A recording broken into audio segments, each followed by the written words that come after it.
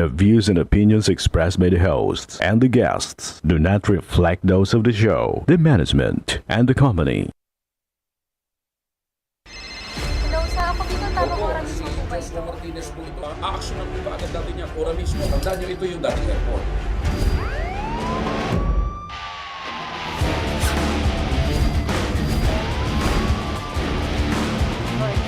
Ano namang kayong dalawa pinagchichismisan yung mga marites kayo, ha?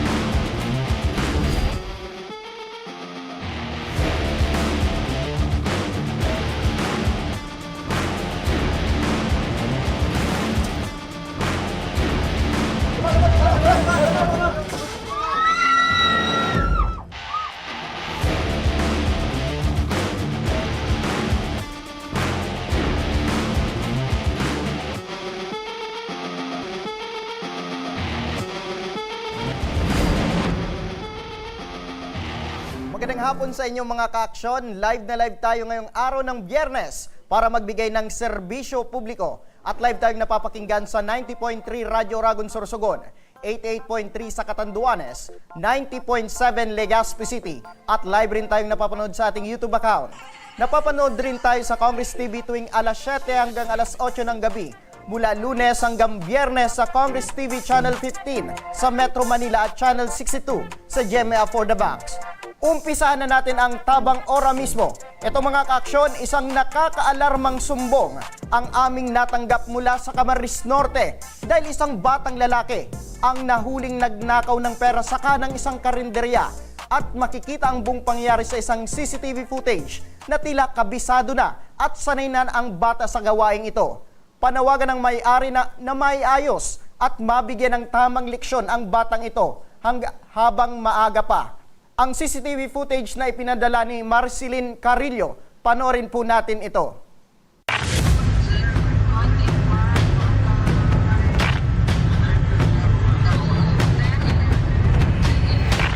Pagloob na. Kunwari ay nagkaiba siya kalikod.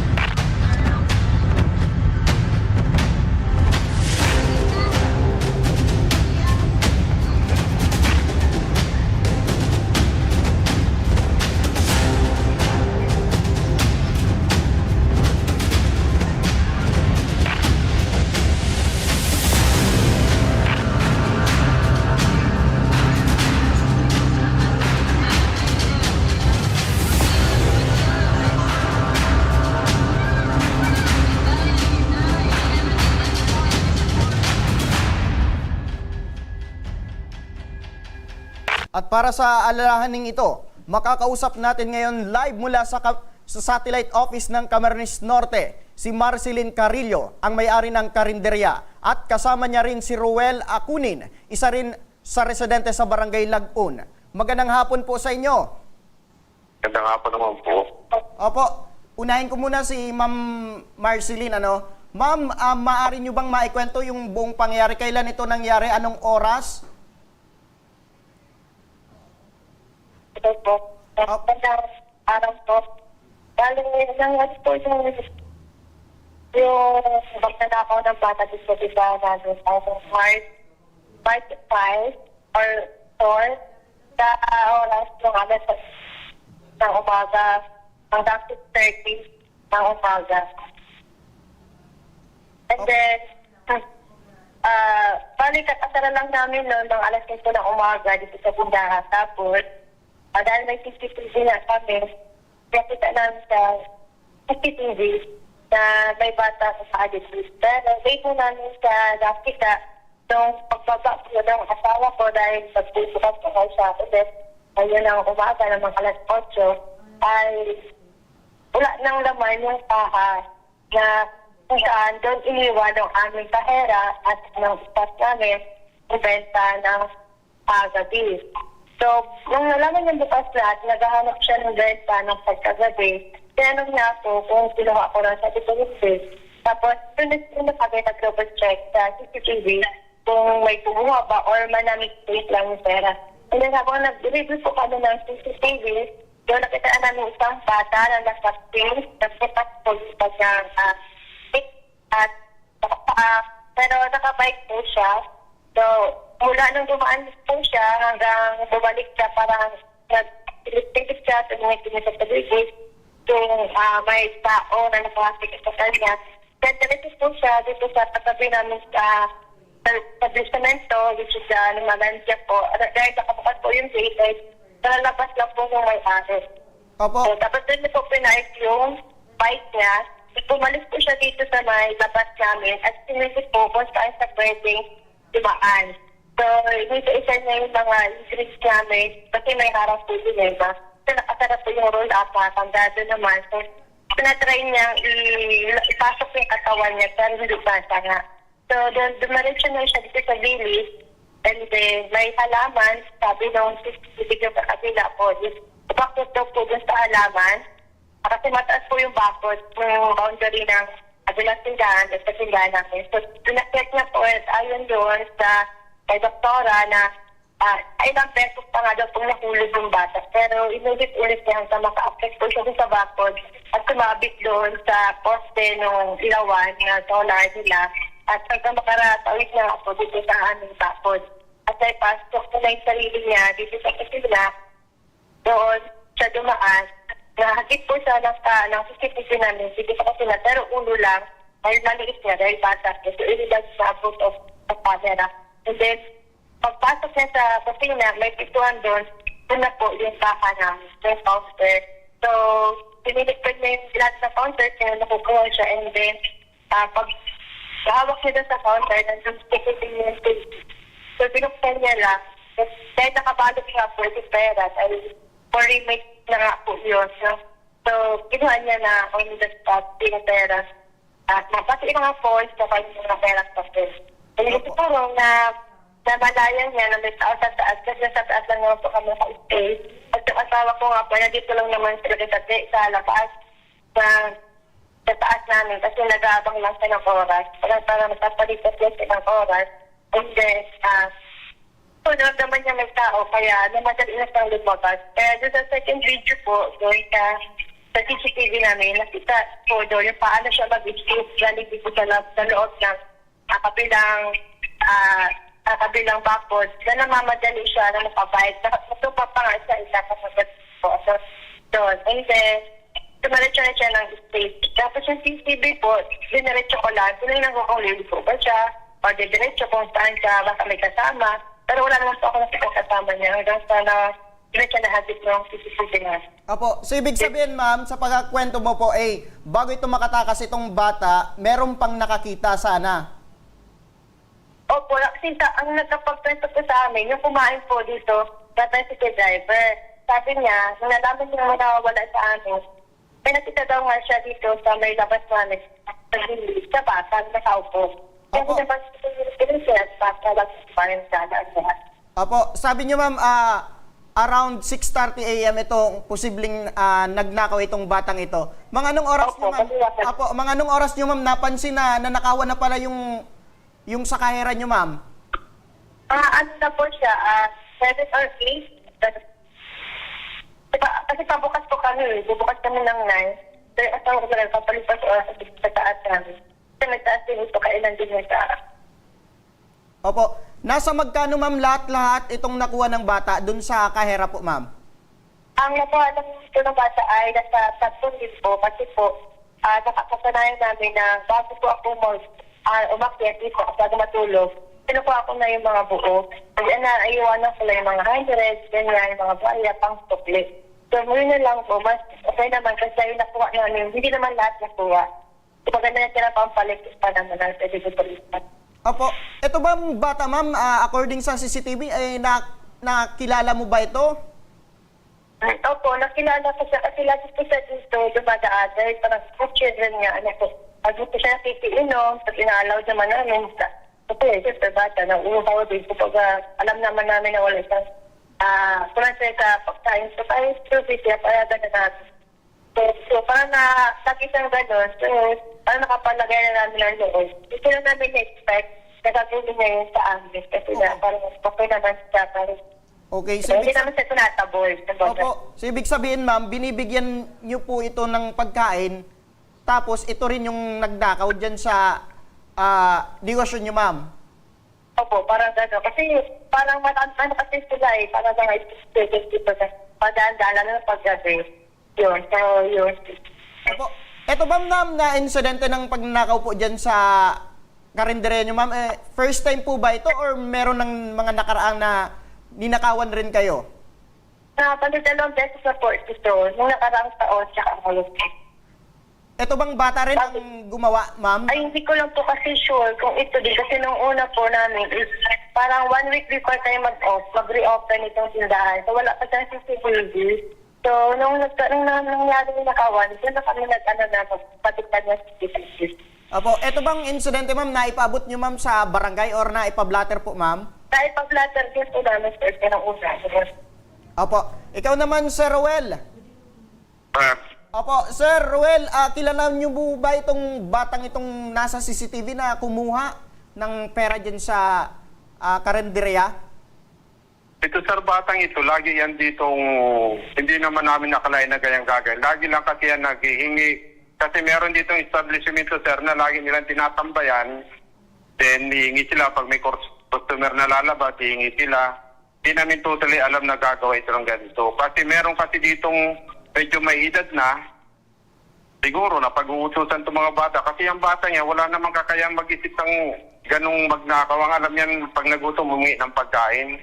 Hindi naman gagawa yan sir ng ganyan kung wala nag-uutos na may nasa tamang edad na nag-uutos dyan. Okay, so ibig sabihin, sir, sa pagkwento mo, meron itong grupo ng mga kabataan na, kumbaga, merong matanda na nag-uutos sa kanya na gumawa ng ganong insidente. Ito kasi sir, parang group 1 ito eh. Marami itong ano. Minsan nawawala yan dito sa lagoon pag once sa Pinog. Kagaya nung nakaraan, para may uplan yung lagoon na kasi may nangyari ditong ano, involve yung mga, hindi pa kasama itong batang ito, involve yung ibang bata na medyo may edad na 14, 16 pataas. Big uplan operation yun ng Barangay Lagon, at hindi pa naman natin pwedeng anuhan. Pinasikaso, sinauli doon kung saan sila nakatira, pinauwi. Yung iba, tinulogan na sa police station, bahala yung police. Ang problema naman sa atin, sir, pag wala sana, ibabalik at ibabalik, lumalabas. Bukas ito, sir, Lagon, ito isang parang, nandito may terminal dito, nandito yung, ito parang yung isa ito, sir, sa pinakasentro ng Daet, kaya ang tao rito, halos kung sino-sino. Okay, so ibig sabihin, sir, hindi ito yung first time na nagkaroon ng nakawan, involved itong mga kabataan dyan po sa lugar nyo, sir? Meron sir nangyari, pero halos na anuhan namin, pero itong batang ito, ngayon ko lang sir ito na anuhan, na ito mismo ang gumawa. Kasi ang nakita ko lang nito sir, lagi ito sa DCA, doon lang DCA. Pwede sir, mag-mention ako ng ano sir? Ano po, sir? Pwede? Wag na, sir. Establishment, wag na, okay lang. Wag na, sir, siguro. Ay, pero kasi sir na lagi sila nakatambay doon. Okay. Doon ang grupo nila, doon lang sila naglalaro, doon lang. Parang laro-laro lang sir. Pag gantong oras, laro-laro lang. Wala silang Okay. Yun lang ang hindi natin alam pag siguro. Kasi ang iba dito sir, meron dito talagang mga nagrarugby na yun ang ng mga BPS ng Lagon. Opo. Sige po, sir. Marceline and Sir Roel, makakausap din natin, nasa kabilang linya na rin ng ating telepono si Jerry Bidar, Social Welfare Officer 2 ng Paracali, Camarines Sur. Magandang hapon po, Sir Jerry. Camarines Norte po, sir. Camarines Norte, sir. Magandang hapon din po. Opo. Sir, ito po bang incident reported na po ba sa inyong tanggapan? Sir Jerry? Hello po. Yes po.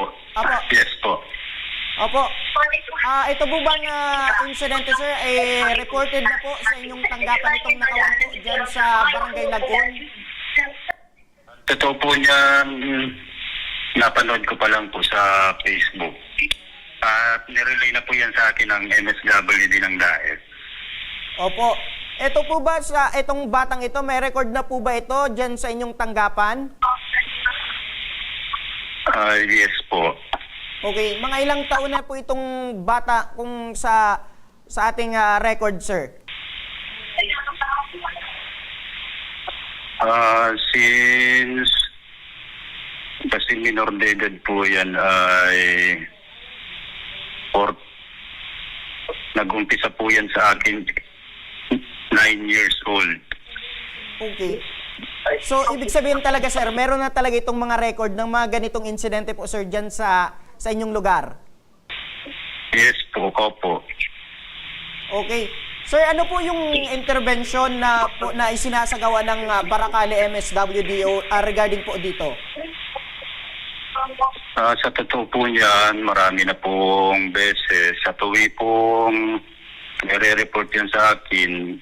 Dahil nga po noong una ay 9 years old siya sa akin. Noong unang mai-report sa akin. Meron naman po baga tayong batas na nagpo-protekta po sa mga minor de edad.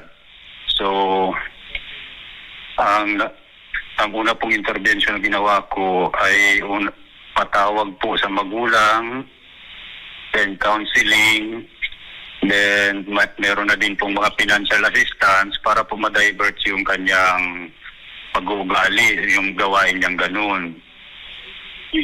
Unfortunately po, ay patuloy pa rin po. Pwede po magbigay ako ng konting history o background ng family? Apo, sige po, sir. Kasi po, ito pong batang ito na hindi ko na po babanggitin ay matunog po talaga. Opo. Ayon po sa aking pagsisiyasat, pangangalap po ng impormasyon sa bata, pati po sa pamilya ng bata, mga magulang. Unahin ko po sa magulang. Yung magulang po sa ngayon ay nakakalungkot na balita po. Sangkot din po, kakahuli lang po sa bypass. Okay. At yun, kung yun po sana, tututukan namin yung intervention sa family. Kaso nga lang po, wala po kaming matutukan ng intervention sa family. Opo. Ngayon, the relatives naman, nirefer ko naman siya para po sa pangangalaga. Yun nga lang din po, nakakalusot din po, hindi rin po natututukan ng other relatives. Hanggang sa dumating po hanggang ngayon, ganun pa rin po ang gawain ng bata. At wala na po talaga akong mapapasahan ng relatives. Ginawan ko na din po yun ang diversion program ayon po sa Republic Act 10630. Failure na naman po ang diversion program. Opo. So, kung usapin pong intervention, napakarami na pong intervention ang naibigay namin alinsunod sa batas, pero lahat po yun ay talagang hindi nagiging successful. Ang lang po namin ngayon, ang last resort namin ay may facility based na po siya. Opo. Yun nga lang po ang magiging problema namin ngayon, yung birth certificate, dahil ito pong minor de edad ay wala pong birth certificate. Opo. Sir, maisingit ko lang sir, sa mga ganitong bagay, sir, in case na wala talagang maasa na mag-alaga dito sa bata, ano po yung talagang intervention ng DSWD patungkol po dito? Opo, yun na nga po. Nabanggit ko po kanina, ipapasok po natin siya sa isang facility na nag-cater po sa mga ganito pong kaso, mga bata po na nakakapaggawa ng offense. Kaso nga lang po, sa probinsya po ng Camarines Norte, ay wala po tayo na facility ganun. Meron po tayo Bahay Pag-asa. Pero ang Bahay Pag-asa naman po, ang tinatanggap po doon ay yung starting from 12 years old para po may pasok sana sa intensive juvenile Opo. interventions. Opo. May tanong ko lang, sir, saan po itong Bahay Pag-asa po, sir? Saan po ito located? Meron po tayo, located po ito sa Sitio Mati, Santo Domingo, Vinsons. Opo. ito po sir sa pagkakakwento nyo kanina, 2 years ago, meron na itong record sa inyo. Ano po yung record na naitala po nitong itong batang ito? Ganon din po, pagnanakaw. Okay. So ibig sabihin sir, pwede ba ito sa Bahay Pag-asa itong itong batang ito? Hindi po siya pwede kasi po sabi ko po kanina ay mula 12 years old lang po ang kinikater ng Bahay Pag-asa according to the law na Okay. 10630 po. Pero sa ganyan sir, ano po yung mangyayari dito sa bata? Sana po yung ito mapupunta?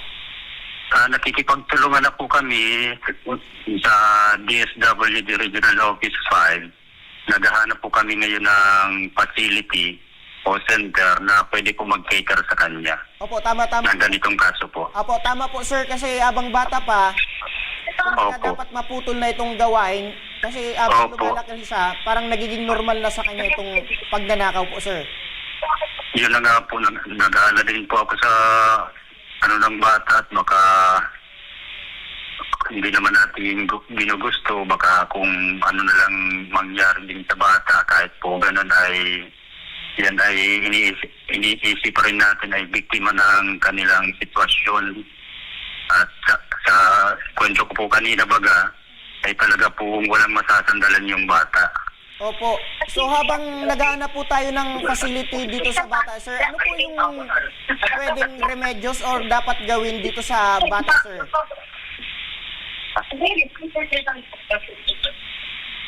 Hello, sir? Hello? Opo. Naputol po kayo? Opo, habang tayo po ay naghahanap ng facility dito sa bata, ano po yung pwedeng maitulong dito sa bata, sir, para naman, kumbaga hindi na kaya ng lola niya na maalaga ito or mabantayan? Yun na nga po, kahit nga po binibigyan ko po yun ng financial assistance, kahit nga po sariling bulsa ay bibigyan ko na po yan. Pero ang magagawa po ngayon habang hindi pa po kami nakakapaghanap ay close monitoring po, panghihikayat sa lola, nabantayang maigi. Yun nga lang po, sabi ko po kanina ay doon po pumapalya ang lola, ang lolo. Kahit po tutukan ng maigi, pati po barangay ay pinapagbantay ko na po dyan. Opo. Siguro, Pero hindi po kami magsasawa na talagang tutukan yan. Kasi nakipag-coordinate na po sa akin ng MSWD ng DAED. Once po ma-rescue nila yan, ma-apprehend nila yung bata, ma-turnover naman po sa amin, tapos papatutukan ko na po yun sa barangay. Opo, tama po. Sir, siguro last na lang siguro, sir, hingin po namin kayo ng mensahe sa mga magulang na kumbaga na mabantayan ang kanilang anak at hindi maimbwelto sa mga ganitong insidente. Kasi siguro, sir, may penalidad, di ba? Pag in case na mahuli yung bata, merong ding kaakibat na pagkakasala itong mga magulang. Ano po? Opo. Pasensya na po, naputol. Opo, siguro sir, hingi na lang po kami ng mensahe sa ating mga magulang para mabantayan ang kanilang mga anak na hindi na maimbwelto sa mga ganitong insidente kasi meron siguro sir na kumbaga meron din na pagkakasala rin yung magulang in case na mahuli ang mga katulad ditong mga minor de edad sa mga ganitong insidente po sir. Sige po. Para po sa mga magulang, alam niyo naman po na ang pagiging magulang po ay hindi po simpleng responsibilidad. Sabi nga po ng iba ay 24/7 ay obligasyon natin ang pag-aaruga, pagtuturo ng magandang asal, pagtututok sa kanilang mga ginagawa araw-araw.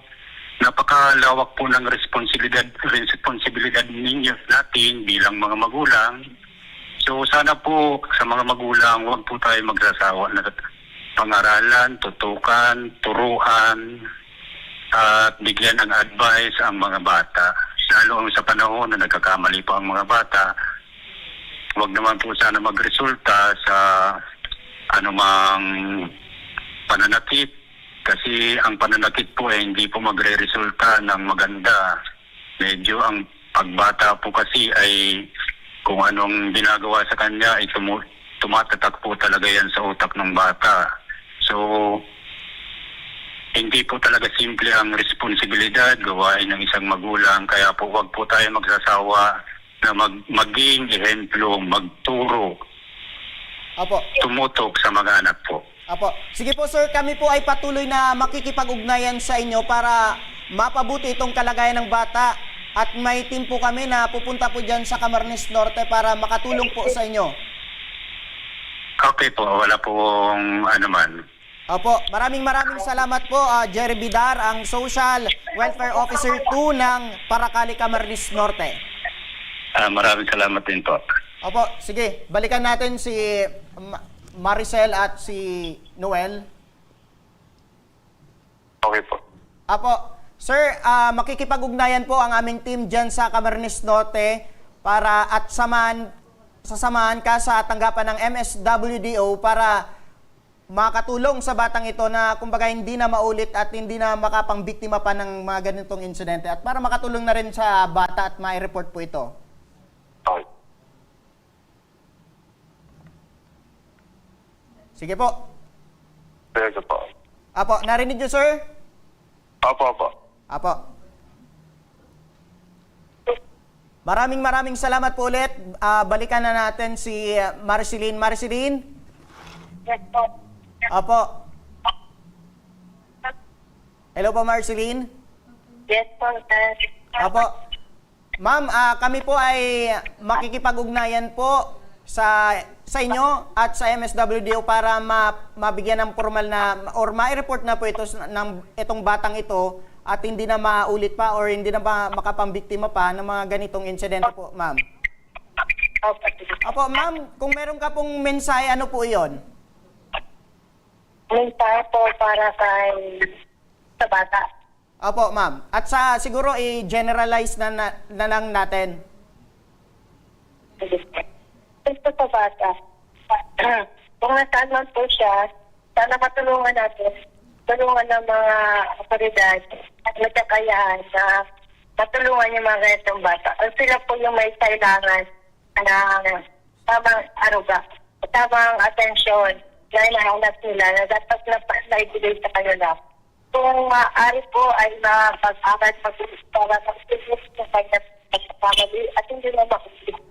At naway magkaroon po siya na mabuti yung magandang kinabukasan. Pagdating ng panahon. Papagtato niya sa pagbagong buhay niya sa sarili niya. Passport hindi sa kanya at sa mga magulang. Apo, siguro. Sa magulang po, sana po, huwag niyo tutupuan yung anak po ninyo kahit ganito siya. Ang kailangan niya po ay pagmamahal at tamang gabay na nagmumula din po sa inyo. Para maituwid po siya habang bata pa po. Apo. Siguro, doble seguridad lang siguro, ma'am, para hindi na tayo mabiktima ulit ng mga ganitong insidente po, ma'am. Okay. Sa mga tulad po natin, insidente man siya o dito siya pumasok, pag-doble ingat po, kasi kahit para tutupsurin nila mga ganyan, may mga pagkakataon na pula dahil sa kahirapan, o ano mga restriction nila, mag-double ingat po tayo. Basta buti na po yung nag-iingat kaya nagpapabaya. Kumbaga, kung walang masyadong chance sila na mapasok tayo o mapasok yung mga bahay natin or negosyo natin, hindi sila magbibigyan ng pagkakataon na mangyari yon. So, mas maganda po kung may CCTV po tayo or focus sa class na nakalak po lahat na possible na madaanan ng mga ganitong tao. Bata man lang o maganda. Mas maganda po. Opo, dahil po dyan. Po tayo. Opo, dahil po dyan, maraming salamat po sa inyo, Marceline at Ruel, at ang mga kaaksyon ang patuloy na susubaybayan ng aming team. Kung kayo ay may nasaksihan o mga inaalalang mga batang palaboy sa inyong mga lugar na nais nyo rin na mabigyan ng tulong at pansin, maaari kayong magbigay alam or maipagbigay alam sa aming tanggapan sa aming official Facebook page, Tabang Ora mismo. Sige. At sa pagbabalik ng Tabang Ora mismo, mula sa Las Piñas, magkaibigan sabay na nawala ng 2 linggo na raw ang nakalipas. Mga kamag-anak, nananawagan ang buong kwento. Abangan, kaya huwag kayong bibitaw at magbabalik pa ang tabang ora mismo.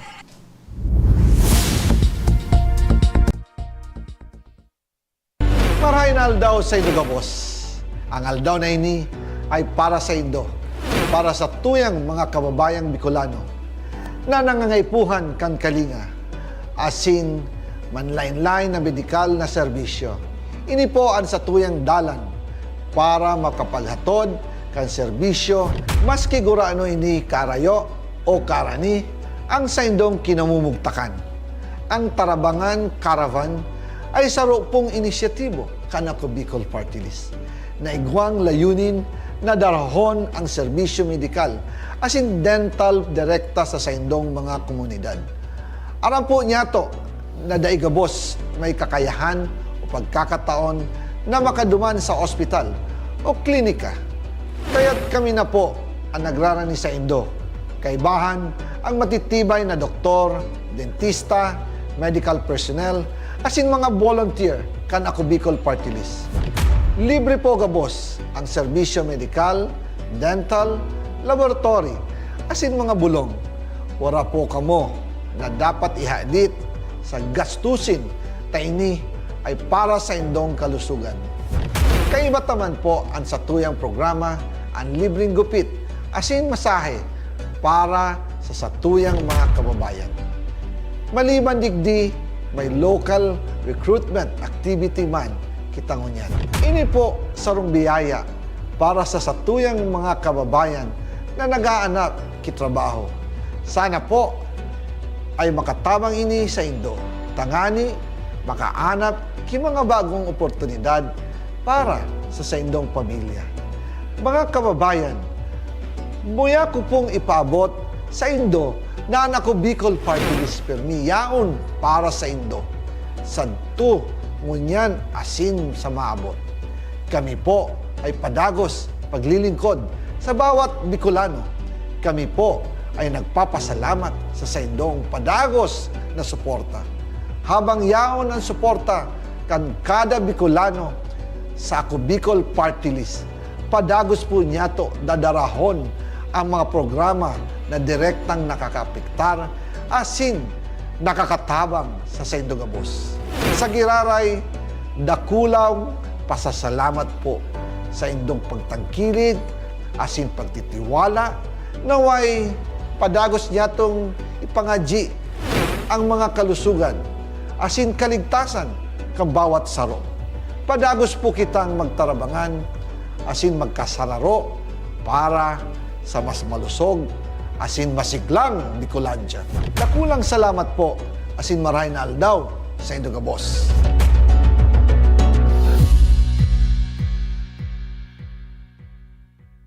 Jericho Rosales po, Bicolano.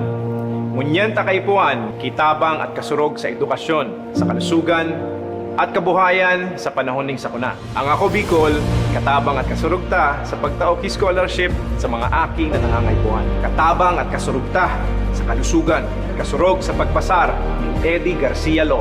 Bilang ermano ng bawat Bicolano, ang nguya kong party list may plano. Kaya ang suporta ko sa ako Bicol.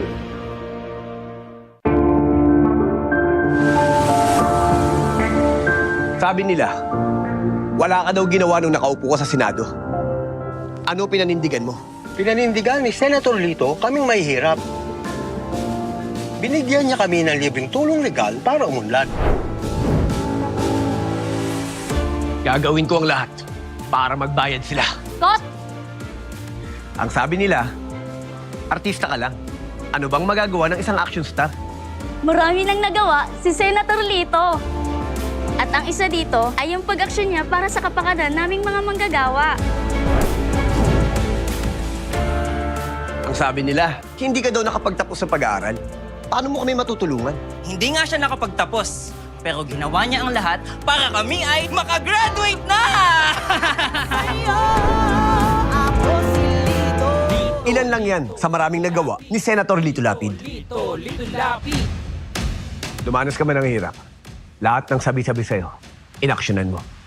Kung ako'y nakaahon, kaya nyo rin. Kaya natin lahat lumaban Atong unlad. Tatak Lingkod Lapid, Supremo ng Senado. Lito Lapid, number 35 sa Balota. Lito, Lito, Lito Lapid! Lito, Lito, Lito Lapid! Lito, Lito, Lito Lapid! Daan-daan na po ang mga nakapagtapos at may mga kanya-kanya ng propesyon. Sa kanilang pagpupunyagi, walang masidlan ang kanilang mga ngiti. Yun at sa Gabos, nagpapasalamat po ako sa AKB. Gusto ko lang po magpasalamat sa Ako Bicol sa opportunity na tigtatao po arag po sa kuya na estudyante. Dahil naandyan lang, katuwang lagi, Ako Bicol, katabang na, kasurog pa. Hindi rin nagpahuli sa pagtugon sa mga pangailangan ng ating mga healthcare workers at mga frontliners. Sa simula pa lang nitong pandemya, hanggang sa ngayon, walang humpayang pagtulong. Ay, nagpapasalamat po ako sa pagtaunin tabang hali sa Ako Bicol Party List. Papasalamat kong dakula sa duwang congressman tayo nakakatabang sa muya sa gabi. Maaasahan, Ako Bicol, katabang na, kasurog pa. Tucked away in the province of Albay, known for its perfectly shaped Mayon volcano, Misibis Bay Resort, a locally owned 5-hectare private island resort. The resort is ready for all those looking to balance tranquility and adventure. This tropical destination is where guests can either choose to relax under the palm trees or have an adventure under the sun. It features modern and luxurious rooms and villas, recreational facilities, and sophisticated services.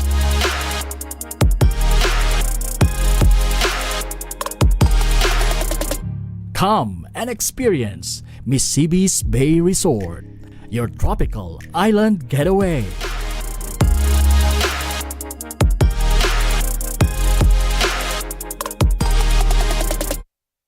Problema sa tubig, agarang binigyang solusyon. Nagpatayo ng mga solar-powered water supply system sa mga liblib na lugar. Libre, malinis at maaasahang supply ng tubig 24/7. Dakulaon ng pagpapasalamat niya mo, dahil may ikamalilingan habang kami nabubuhay. Dakulaon nining tabang para sa Gabos na tao digdig. Salamat po. Para sa ating mga kababayang nasa laylayan, Ako Bicol, katabang na, kasurog pa. Libo-libo na ang mga nabigyan ng tulong medikal. Bata, matanda, kahit sino man, lahat ng mga may karamdaman, may maaasahan. Nagpapasalamat sa Ako Bicol Party List. Hindi po namin makakalimutan ang tulong na dinala ninyo dito sa aming bayan. Maraming salamat po. Dahil iisa lang ang tunay na nagmamalasakit. Ako Bicol, katabang na, kasurog pa.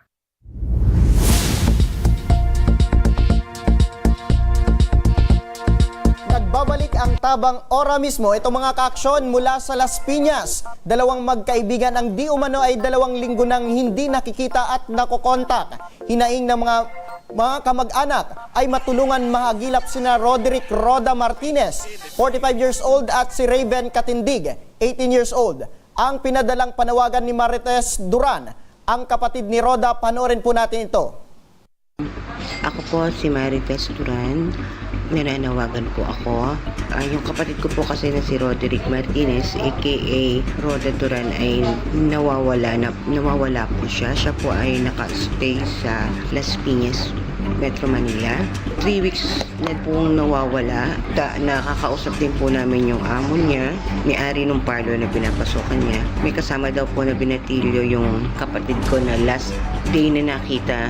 Ngayon po, hindi pa rin po siya nakikita. Wala po kami alam ngayon kung asaan po siya. Kaya po, nananawagan po ako na baka may nakakita or makakilala dun sa kapatid namin. Meron po akong FB account. Pwede nyo po akong i-message sa messenger kung sakasakali man pong may nakakakilala o nakakita sa kapatid ko. Maglalagay din po kami ng contact number para po ma-text nyo po kami or ma-chat nyo po kami. Maraming salamat po. At para sa alalahaning ito, nasa kabilang linya ng ating telepono si Marites Duran, ang kapatid ni Roderick o alias Roda Martinez. Magandang hapon sa iyo, Marites. Magandang hapon. Opo, ma'am, maaari nyo bang maikwento kung kailan yung huling nakita nyo itong kapatid na si Roda? Actually po, huling nakita yung kapatid ko sa Las Piñas noong February 19. Opo. Ano daw yung huli niyang paalam sa inyo, ma'am, bago ito umalis ng bahay ninyo? Alam niya po dun sa amo niya, magdi-day off. If I'm not mistaken po, Wednesday. Sinundo daw po nung Raven. Opo. Hindi po yung huli. Hindi na po sila nakita. Opo, At hindi na yung kapatid ko. Opo, ma'am, may binabanggit kang pangalang Raven. Sino ba ito sa pagkakakilala mo?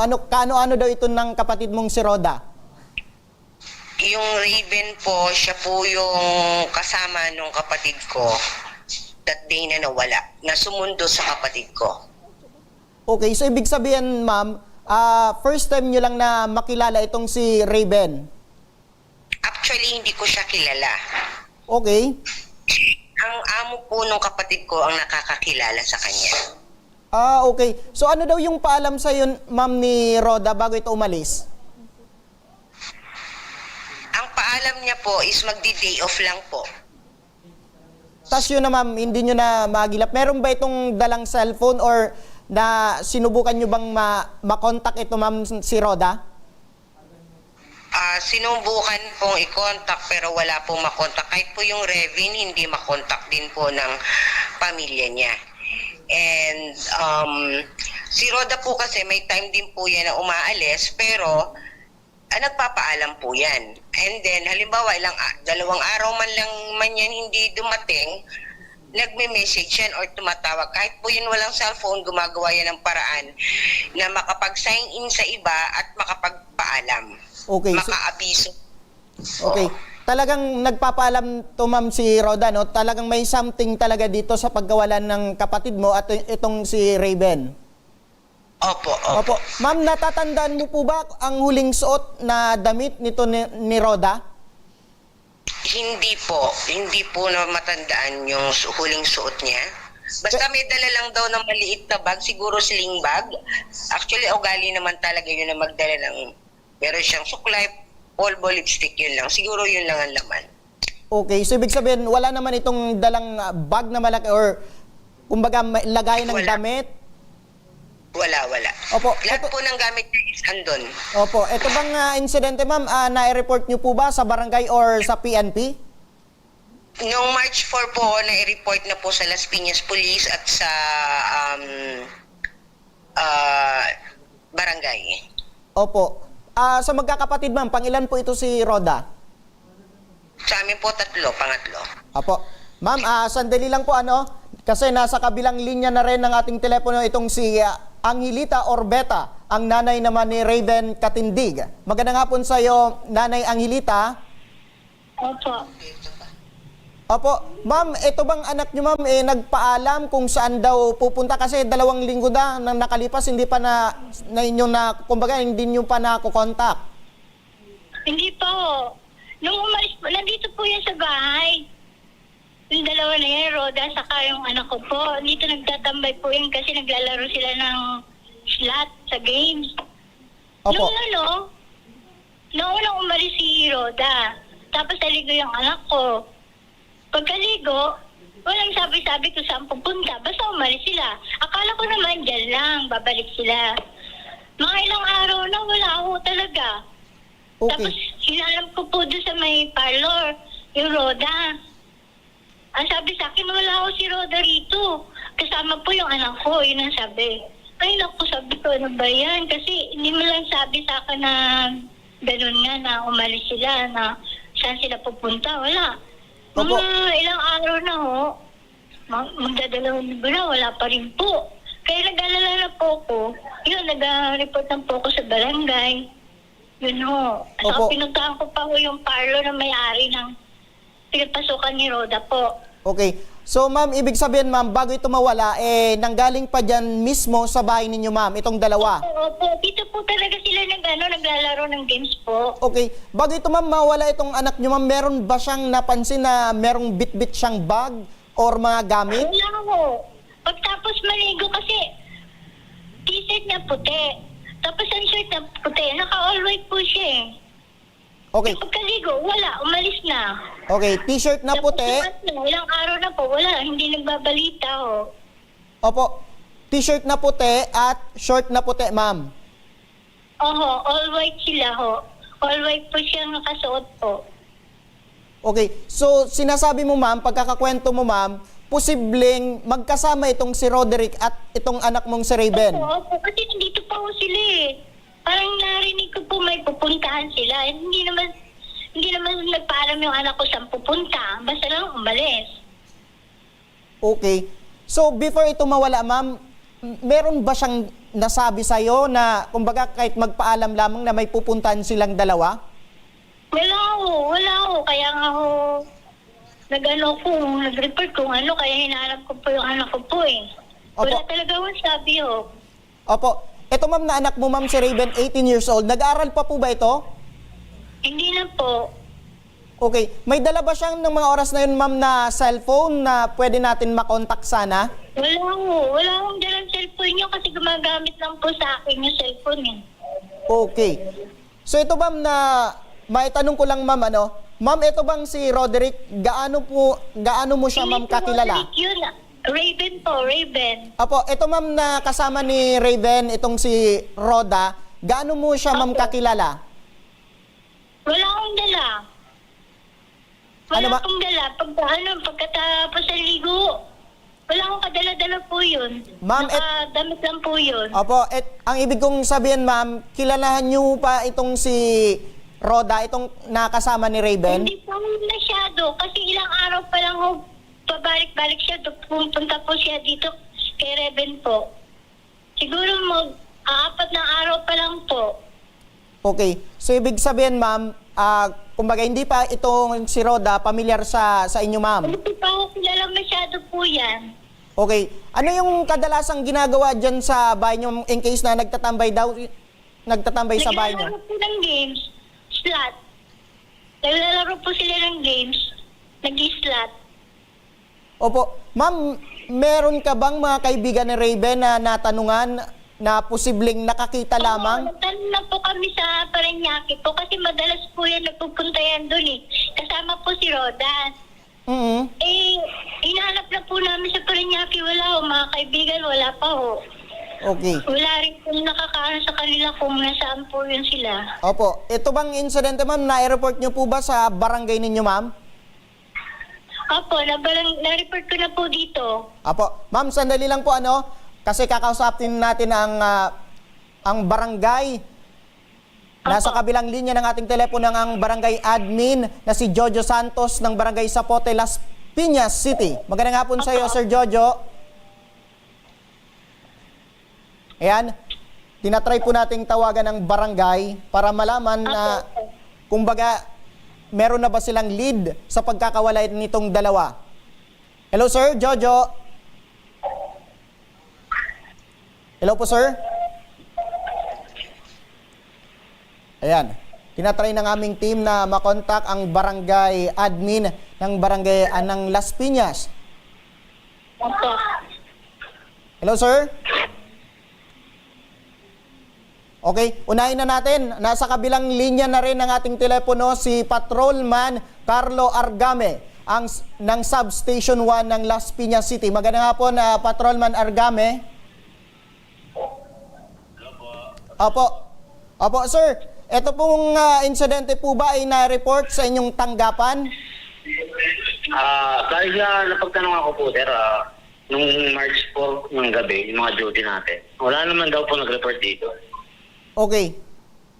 Ito po ba, sir, so ibig sabihin walang na-report na kumbaga nawawala itong dalawang magkaibigan?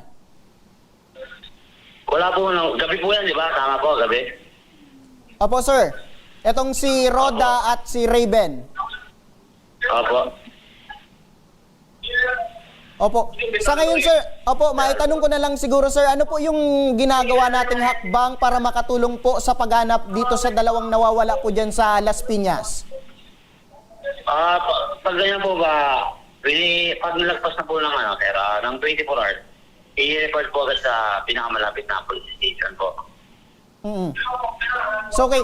Sir, matanong ko lang, ano po yung ginagawa nating hakbang para makatulong po sa paghahanap po dito sa dalawang nawawala, itong si Roda at si Raven? Ngayon, yung picture po nung missing person, pwede po nating i-post sa social media po ng bawat istasyon ay pakalat sa mga personnel po. Opo. Diyan po sa istasyon nyo, sir, ano po yung ginagawa natin para makatulong sa paghanap dito? Ay, sir, nire-repair po namin sila sa headquarters. Then yung headquarters po, para maipakalat po sa buong istasyon, buong area po ng Las Piñas. Opo. So far, sir, wala pa tayong lead sa pwedeng pagkakaturo nitong dalawang nawawala. Wala pa naman po. Opo. Dahil po dyan, maraming salamat po, Patrolman Carlo Argame ng Substation 1 ng Las Piñas City. Ayan mga kaksyon, hindi pa daw na i-report ito. Kaya sa mga ating mga kababayan, in case na po nawalan tayo, dapat siguro mas mabilis na ma-report po ito sa PNP para matulungan po kayo. So yan, nasa kabilang linya ng ating telepono na rin ang barangay admin na si Jojo. Sir Jojo? Yes po, good afternoon po. Opo. Sir, ito po bang insidente po ay na-report po sa inyong barangay? Actually, nakapagpa-blatter po yan noong pong March 4. March 4? At saka March 5 po. Opo. Sa ngayon, sir, meron na po ba tayong lead? Kasi halos 2 linggo na po ang lumipas, hindi pa daw nahanap itong dalawa. Wala pong lead. Kasi po nung pinablatter po nila ito nung March 4 saka March 5, ang pinalagay lang po kasi nila dito is for record purposes lang po. Pero sa ngayon, sir, meron po ba tayong hakbang or aksyon sa paghanap para makatulong po sa paghanap dito sa dalawa? Actually, pinaimbestigahan na nga po namin siya. Pinuntahan po namin actually yung pong may-ari ng salon kung saan po pumapasok yung si Roderick. Opo. Ang sabi po kasi ng may-ari ng salon, kaya naman po late na nila itong napablatter kasi po may mga record naman na daw yan kasi previously na nawawala talaga ng 2 linggo pero bumabalik naman after. Okay. So kaya nga po, although yung last na report niya sa salon ay February 19, March 4 lang po nila napablatter kasi nga po medyo nagtaka na rin po yung may-ari ng salon dahil medyo matagal na po na nawala at totally wala na pong communication kahit po doon sa mga kasama. Opo. Sa salon. Then nung March 5 naman po, yung mother naman po nung isa ang nagpunta po dito para ipablatter na yun daw pong anak din niya ay nawawala. Pero yun naman po dito sa salaysay mismo nung mother, huling nakita siya nung February 19 ng 11:30 ng gabi na ang kasama niya po is yung nagtatrabaho sa salon. So ibig sabihin, sir, hindi ito yung first time na kumbaga na alaman natin na talagang nawawala daw itong dalawa? Based po dun sa may-ari ng salon na nakausap ko personally kanina. Opo. Siguro, sir, hingi na lang sana kami ng mensahe sa mga ganitong sitwasyon in case na kumbaga dapat mai-report agad sa barangay para kumbaga ma-aksyonan at matulungan natin. Opo, yun naman po actually po yung lagi po nating pinapaalala na dapat po after 24 hours po na nawala po or hindi na po nagpakita, dapat immediately po nare-report po sa barangay. Apo. Para po ma-aksyonan po natin agad. Apo. Dahil po dyan, maraming salamat po, Sir Jojo Santos, ang barangay admin ng Barangay Zapote, Las Piñas City. Balikan natin si Ma'am Marites. Apo. Ayan, balikan natin si Ma'am Marites. Ma'am Marites. Sir, good afternoon po. Pwede po ako, sir, na humingi ng contact number ng barangay Zapote at saka ng police station 2 ng Las Piñas po. Kasi yung kapatid ko po humingi sa akin ng number para daw may makontak siya dyan. Apo, sige po ma'am. Mamaya po ibibigay po namin ora mismo po ma'am. Sige po, salamat. Ma'am, kung meron kang panawagan po sa publiko, kasi marami tayong tagapanood at tagapakinig, ano po yun ma'am? Ako po, nananawagan po ako na kung sino man po ang nakakakilala o nakakita sa kapatid ko na si Roderick Martinez, aka Roda Duran, kung po pwede po ay ipaalam po sa amin or po sa inyo, kahit po sa police station o sa barangay, dahil gusto na rin na po namin malaman kung asan yung kapatid namin. Apo, dahil po dyan maraming salamat po ma'am. Balikan ko rin si Nanay Angelita Orbeta. Nanay, Apo, Nanay? Apo, kung meron ka ma'am na mensahe, ano po yun ma'am? Nananawagan po ako kasi naman pong nakakita po kay Reverend Katindig, siya naman po, tawagin po ako sa number na yon o kaya ipagbigay ulam po sa amin dito sa magulang niya. Opo, ma'am. Kaya mga kaaksyon, muli naka-flash ngayon sa inyong mga screen ang information ng nawawala na sila Roderick Roda Martinez, 45 years old, at si Raven Katindig, 18 years old. Kung namumukan ninyo sila, ay mabuting ipagbigay alam agad sa aming tanggapan. Maaari kayong mag-iwan ng mensahe sa aming official Facebook page, Tabang Ora mismo. Ayan, maraming salamat muli sa inyo Marites at Angelita. Asahan niyo po kami ay patuloy na susubaybay at aalalay po sa inyo hanggang sa mahanap na po itong kapamilya niyo po, ma'am. Opo. Sige po, maraming salamat po. Apo. Maraming salamat din po. Ayan mga kaaksyon, ang mga natunghayan nating reklamo at tinay ngayong hapon at ora mismo rin nating binigyang tugon. At para sa mga nagnanais humingi ng tulong sa aming programa, panoorin po natin ito. Sa may mga problemang legal at medikal na nais humingi ng tulong sa ating programa, maaari po kayong magsadya sa aming tanggapan sa ground floor Embarcadero de Legazpi, Victory Village, Legazpi City. Bukas po ang aming tanggapan mula Lunes hanggang Sabado, alas 8 ng umaga hanggang alas 5 ng hapon. Sa mga nasa Metro Manila naman po at kalapit na lugar, maaari po kayong humingi ng tulong sa Action Cost Center sa North Wing ng Batasang Pambansa. Magpunta lamang po kayo tuwing araw ng Lunes alas 8 ng umaga hanggang alauna ng hapon. Para naman sa mga taga Caloocan City, bukas na rin ang ating Action Cost Center sa Barangay 175, Multipurpose Hall, Caloocan City tuwing Miyerkules, mula alas 10 ng umaga hanggang alas 12 ng tanghali mga kaaksyon. Maaari na rin po kayong magtungo sa Tabang Ora mismo Satellite Office sa Camarines Norte sa Provincial Capitol Building, Barangay 3, Daet, Camarines Norte. At para naman sa mga taga Camarines Sur, maaari na rin kayong dumulog sa Zone 2, Tagungtong, Goa, Camarines Sur. Bukas po ang aming tanggapan mula Lunes hanggang Biyernes, alas 8 ng umaga hanggang alas 4 ng hapon.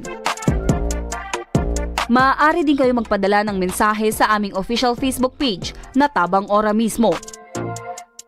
Kahit anong reklamo ay amin pong tinatanggap. Huwag niyo rin pong kalimutang i-follow ang aming mga official social media account sa aming Facebook account, YouTube at TikTok account, Tabang Ora mismo.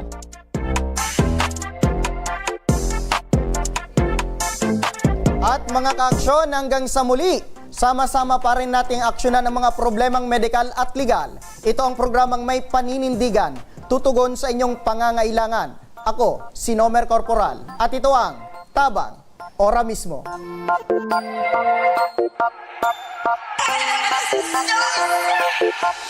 Action ko sa mga nangangailangan, action ko lahat ay dadamayan. Noon at ngayon tayo'y sinamahan, action ko patuloy na magsisilbi.